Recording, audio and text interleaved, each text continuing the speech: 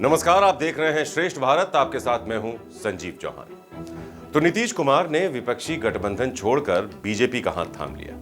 जिस नीतीश कुमार को विपक्षी गठबंधन इंडिया कन्वेनर बना रहा था और पूरे गठबंधन का एक अहम हिस्सा मान रहा था, वही गठबंधन अब कह रहा है कि नीतीश कुमार के जाने से इंडिया गठबंधन को बहुत फायदा होगा और कहा जा रहा है कि भगवान का शुक्र है कि ये आदमी चला गया।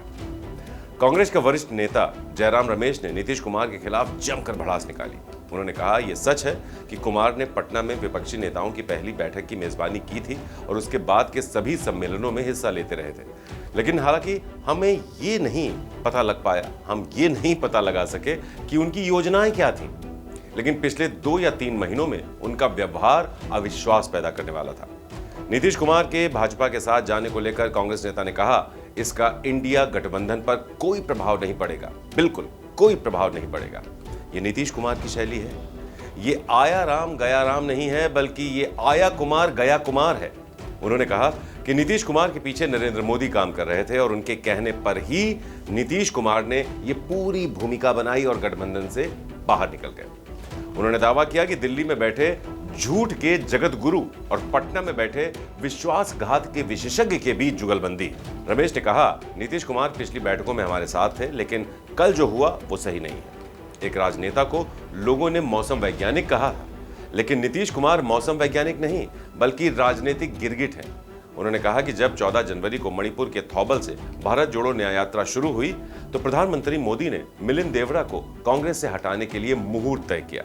इसलिए सुर्खियों में भारत जोड़ो न्याय यात्रा की बजाय मिलिंद देवड़ा रहे। बिहार में जब ये यात्रा किशनगंज के रास्ते प्रवेश कर रही थी, तब पलटी मारने में महारत रखने वाले नीतीश कुमार को पाला बदलने के लिए कहा।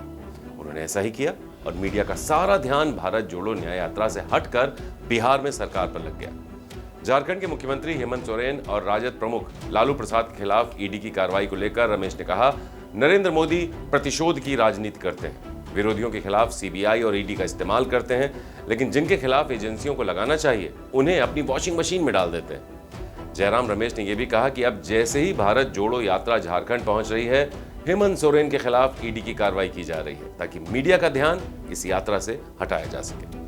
पश्चिम बंगाल में सीटों के बंटवारे को लेकर तृणमूल कांग्रेस के साथ बातचीत हो रही है। विपक्षी पार्टी के नेता आपस में तालमेल नहीं बैठा पा रहे हैं। जैसे आप ने हरियाणा में अकेले चुनाव लड़ने का ऐलान कर दिया है, सपा ने यूपी में कांग्रेस को सिर्फ 11 सीटें दी हैं, जबकि आरएलडी को 7 सीटें दी थी, लेकिन आरएलडी 2 और सीटों की मांग कर रही है, जिस पर सपा के साथ उसकी बातचीत चल रही है। नीतीश के विपक्ष का पाला छोड़ने के बाद राजद और कांग्रेस के पास केवल यादव मुस्लिम वोटों का कॉम्बिनेशन ही रह जाता है। ओबीसी, दलित और महादलित वोट जनता दल यूनाइटेड के खाते में ही आएंगे। नीतीश कुमार खुद कुर्मी समाज से आते हैं, ऐसे में बिहार में कई जातियां हैं जिनमें नीतीश कुमार की अच्छी पकड़ है।